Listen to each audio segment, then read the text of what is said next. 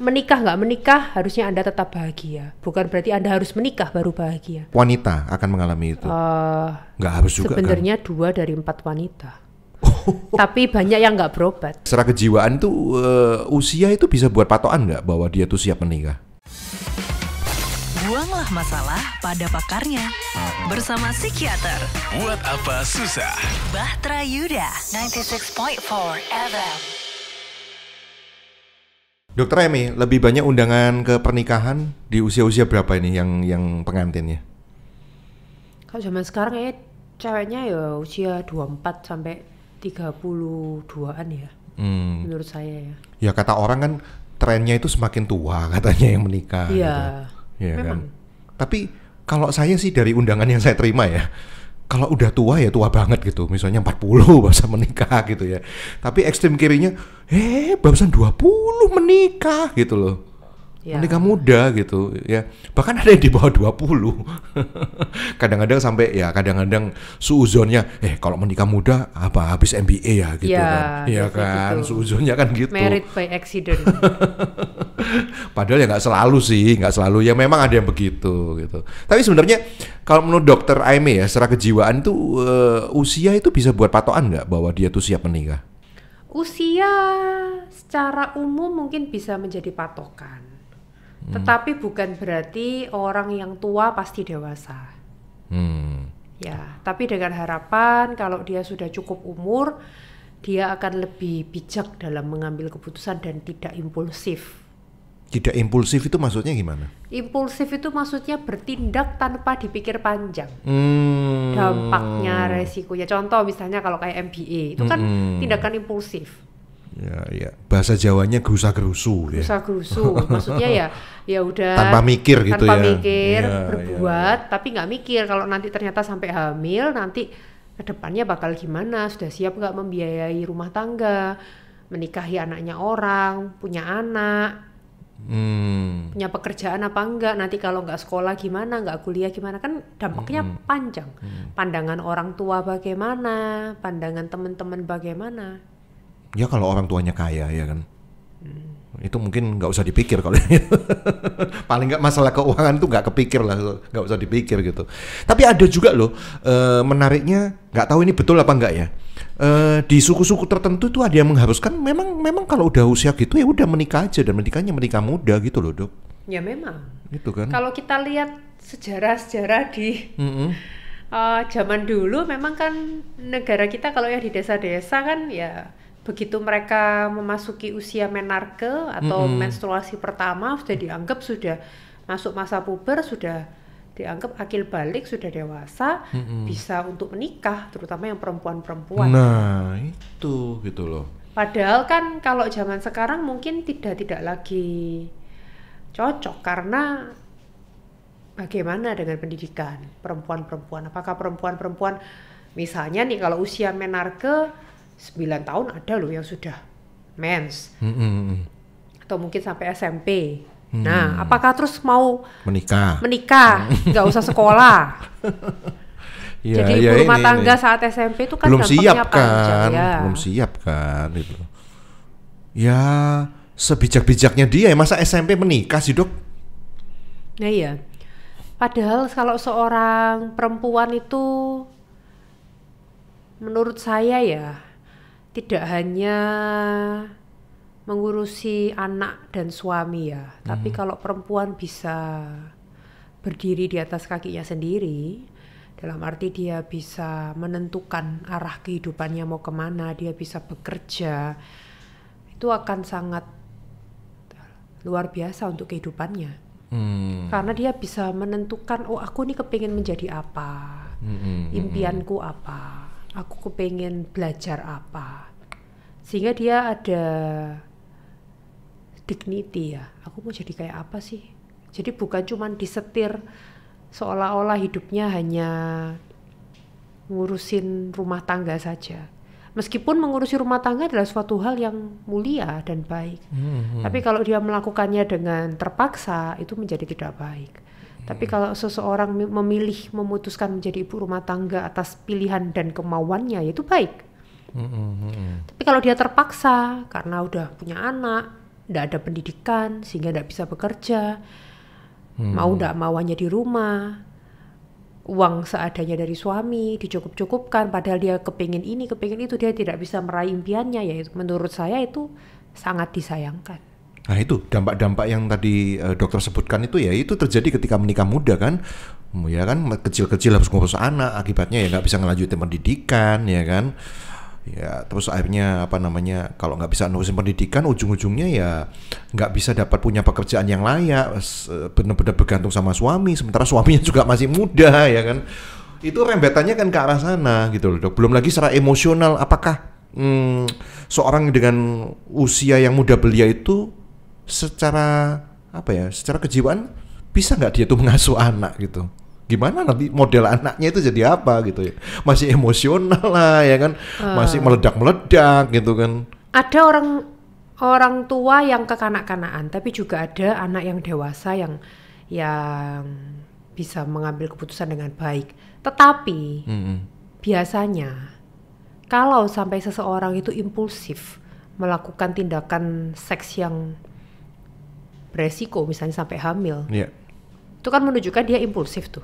Biasanya juga memiliki emosional yang impulsif, yang tidak stabil, sehingga mungkin kadang dia ke anak mudah marah, atau mungkin kalau dia udah nggak suka, udah nggak ngurusin anaknya, kurang tanggung jawab, ditinggal jalan-jalan, ditinggal pergi. Ya kan? Ya, karena kita bisa lihat kalau dia aja berani untuk melakukan tindakan seks yang beresiko, maka kemungkinan besar emosionalnya juga tidak stabil. Meskipun belum tentu, tapi sebagian besar. Ya. Jadi menikah muda sangat tidak disarankan. Bukan berarti kita langsung mengambil kesimpulan demikian, tergantung suaminya siap nggak, mapan nggak, apa suaminya juga muda. Suaminya memiliki pekerjaan nggak? Kan nggak cuma cewek. Apalagi sebagai laki, sebagai kepala keluarga, siap nggak? Punya pekerjaan nggak? Tapi saya salut kalau seandainya orang yang sudah akhirnya hamil di luar nikah dan mereka bisa tetap mempertahankan janinnya, mau bertanggung jawab dan memperjuangkan, ya bagus. Tapi berarti Anda harus bekerja lebih keras daripada anak-anak seusia. Ya, akhirnya kan menjadi dewasa sebelum waktunya kan. Ya, mungkin kalau teman Anda masih kuliah, masih hahihi, pulang kuliah nonton bioskop, ngafe, ya jangan bayangkan seperti itu. Ya, Anda harus mulai mikir besok itu beli susunya gimana, beli ya kan? pampersnya, anakku nanti kalau nangis gimana, malam mungkin harus masakin buat anak dan lain-lain, kan gitu. Belum lagi kalau anak sakit, ya kan? Tuntutannya lebih besar. Kalau memang Anda siap, ya silakan menikah muda. Tapi enaknya kan nggak beda jauh ya sama anaknya ya usianya ya. Jadi kayak temen ya. Bener, kayak kakak. Jadi nggak kayak mama dan papa, kayak kakak. Ada loh kayak gitu itu. Jadi cuma selisih berapa tahun kan, jadi kayak kakak loh. Oke, tapi banyak plusnya atau lebih banyak minusnya sih dok? Kalau menurut dokter sih gitu. Kalau menurut saya usia yang seharusnya ya 24 lah ya. 24 ya. Jadi udah lulus kuliah, sudah mulai bekerja ya, meskipun mungkin kalau baru lulus kuliah belum benar-benar settle secara keuangan, nggak sampai kaya, tapi paling nggak sudah cukup. Sudah ada pekerjaan yang sudah mapan, sudah cukup. Itu aja udah menjadi syarat untuk menikah ya. Bukan kaya kok, yang penting cukup. Ya kan? Karena dampaknya apa? Kalau Anda menikah muda, bisa nggak membiayai makannya anak istri, bisa nggak membiayai pendidikannya, sandang pangan papannya. Bukan berarti ada omongan, wah berarti yang harus menikah, yang boleh menikah cuma orang kaya. Enggak, kita nggak bilang kaya, cukup. Cukup nggak? Karena jangan sampai stresnya dari yang dulu misalnya stres hanya mikirin aku hari ini mau makan apa, menjadi 2-3 kali lipat karena stres anakku makan apa, istriku makan apa. Kan yang dipikirin nggak cuma satu orang, stresnya kan bertambah. Memikirkan anak dan istri juga. Terus kalau ada istilah baby blues, itu kan seorang ibu yang stres banget gitu ya, ngadepin anak gitu ya. Itu gimana dok? Itu bukan ngadepin anak, itu gangguan hormonal kalau habis melahirkan, baby blues itu. Jadi puncaknya di 2-4 hari setelah melahirkan tuh hormonnya kacau. Jadi bisa ada istilahnya namanya baby blues. Kalau baby blues tuh nggak perlu diobatin. Tapi kalau udah menetap lebih dari 2 minggu, maka istilahnya berubah menjadi Apa ini? depresi pasca melahirkan. Kalau depresi pasca melahirkan itu yang perlu diobati. Tapi kalau misalnya stres ngurusin anak, itu namanya bukan baby blues, bukan depresi pasca melahirkan, itu lain lagi. Parental burnout namanya. Jadi lelah karena harus ngurusin anak terus. Ya soalnya kan, ya itu tadi kan dokter bilang ini kan masih masa-masanya main ya kan. Tapi ternyata tiba-tiba harus ngasuh anak. Akhirnya oh tidak gitu stres. Kan ada fenomena terus anak-anaknya sendiri bayi-bayinya dibunuhi kayak gitu dok. Gimana? Seorang Bayinya ibu tega dibunuhi. gitu. Apa aborsi maksudnya? Ya bukan. Ya ketika lahir terus ya karena tuntutan ekonomi mungkin ya nggak bisa membiayai terus akhirnya bunuh diri barengan gitu. Kan ada fenomena kayak gitu dok. Iya Ya, kan? karena depresinya itu. Itu beda ya sama baby blues ya? Kalau baby blues itu kurang dari 2 minggu Oh. gejalanya, makanya nggak perlu diobatin. Masih Kalau wajar gitu lebih dari maksudnya. 2 minggu itu sudah depresi pasca melahirkan, itu yang perlu diobati. Jadi beda istilahnya. Oke. Dan nggak harus dengan pasangan yang menikah muda yang bisa ngalami baby blues ya? Semua usia, Semua ya? karena itu lebih ke arah gangguan hormonal. Berarti setiap wanita akan mengalami itu? Nggak harus juga kan? Sebenarnya 2 dari 4 wanita. Tapi banyak yang nggak berobat. 2 dari 4 wanita yang melahirkan tuh bisa mengalami baby blues atau depresi pasca melahirkan. Loh katanya di bawah minggu nggak usah Loh lah ya, pengobatan. nggak usah diobati memang. Heeh. Tapi prevalensinya tinggi karena kan hormonal. Oh. Sama kayak orang cewek kalau mau mens kan jadi cranky, mudah marah. Iya, Itu iya, kan iya. banyak juga prevalensi, tapi kan nggak semua harus diobatin karena itu kan fenomena yang normal karena perubahan hormon. Tapi kalau menetap Iya. terus menerus marah, nah itu yang perlu diobati kan gitu. Sama kalau sedih-sedihnya menetap lebih dari 2 minggu, itu yang perlu diobati. Ya, Meskipun ya, tidak ya, semua ya, orang ya. di Indonesia mencari pengobatan karena rendahnya kesadaran tentang mental health. Rendahnya kesadaran mental health, bisa nggak terus sembuh-sembuh sendiri kayak begitu itu? Kalau baby blues bisa, depresi pasca melahirkan kalau nanti hormonalnya sudah membaik ya mungkin bisa, tapi kan ada resiko.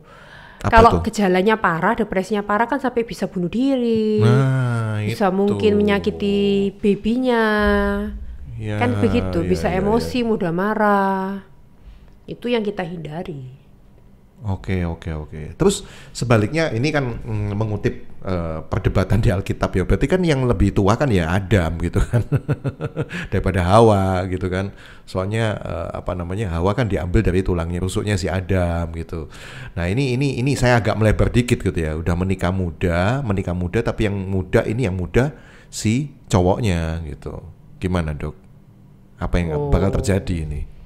Kalau menurutku cerita tentang Adam dan Hawa itu kan sebenarnya di dalam Alkitab itu kalau kita baca itu kan bukan serta-merta seperti itu kejadiannya, tapi itu kan ada istilahnya apa, aku juga bukan ahli Alkitab ya, tapi intinya itu kan itu kayak seperti sebuah kiasan kan sebenarnya loh ya, kalau saya pernah baca, tapi aku nggak tahu istilahnya apa karena aku juga bukan ahli Alkitab. Ya, intinya gimana kalau Itu misalnya kan bukan suatu peristiwa yang real bahwa penciptaan manusia itu diambil dari rusuk, itu kan bukan. Itu kan suatu kiasan cerita dalam Alkitab. Kalau kitab Kejadian loh ya. Itu yang saya baca seperti itu. Jadi bukan berarti lalu orang itu harus, menurut saya nggak bisa kita menghakimi, oh orang harus menikah dengan orang yang lebih tua cowoknya. Belum tentu kok yang menikah dengan tua pasti lebih bahagia daripada orang yang cowoknya lebih muda. Kita nggak bisa menghakimi seperti itu. Kalau memang cowoknya lebih muda, cowoknya mapan, cowoknya siap, why not? Kalau memang mereka bahagia, kenapa enggak? Menurutku sih begitu malah. Banyak kok pasangan-pasangan di sekitar saya yang cowoknya lebih muda dan happily married. Ada banyak, beberapa. Lebih muda 4 tahun cowoknya.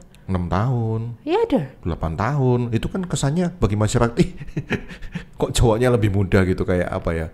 Itu Banyak- kalau di Indonesia kali yang Di kita tuh Indonesia, gampang dengan mudah menghakimi. kita sinis gitu loh akibatnya memandang kayak gitu kan gitu loh. Belum tentu mereka nggak bahagia. Kalau memang mereka bahagia ya kita doakan untuk kebahagiaan mereka. Oke. Kalau aku sih. Oke. Ya. Yang terakhir saya jadi kepo nih. Kalau gitu, ini kan saya mewakili dokter ini sebagai wanita karir di perkotaan gitu ya. Dulu kepengennya menikah di usia berapa? Dulu waktu itu. Pokoknya di bawah 30 waktu itu aku. gitu ya. Atas dasar apa? Soalnya karena aku dokter, tahu kalau 35 tahun ke atas tuh resiko tinggi kehamilan. Oh. Lebih ke arah itu, waktu dulu loh ya. Iya. Tapi sebenarnya itu kan pendapat pribadi saya. Tidak ada patokan khusus Anda harus menikah berapa. Karena menikah nggak menikah harusnya Anda tetap bahagia. Bukan berarti Anda harus menikah baru bahagia. Menikah nggak menikah, Anda bisa bahagia. Coba diulang lagi, quote itu menyentuh hati saya yang terakhir tadi itu. Karena Anda tidak menikah. Menjadi hiburan air yang segar mengalir di hati. Coba diulang dok sekali lagi. Banyak yang menikah muda, lalu di kemudian hari Anda akan melihat banyak juga ketika Anda usia 35 ke atas, teman-teman Anda yang dulu menikah, cepet-cepetan menikah, banyak juga yang sudah mulai bercerai. Benar nggak? Jadi nggak usah buru-buru harus menikah hanya untuk mengejar status. Menikah nggak menikah itu tidak menentukan kebahagiaan Anda. Anda bisa menjadi bahagia baik Anda menikah ataupun tidak menikah. Oke, karena menikah juga bukan tentang cepet-cepetan, tetapi tahan-tahanan, ya kan dok? Maksudnya apa tahan-tahanan? Ya berapa lama gitu loh, cepet nikahnya cepet, tapi habis itu cuman bertahannya cuman setahun, habis itu cerai. Ya buat apa, what for kan gitu loh. Oke, nanti kita akan bahas lebih lanjut, tapi sampai di sini ya semoga Anda terinspirasi gitu ya ketika Anda memutuskan untuk menikah. Nah, hal-hal apa gitu yang harus Anda waspadai dan harus Anda perhitungkan baik-baik ya. Terima kasih Dr. Amy. Buanglah masalah pada pakarnya. Bersama psikiater. Buat apa susah? Bahtera Yuda 96.4 FM.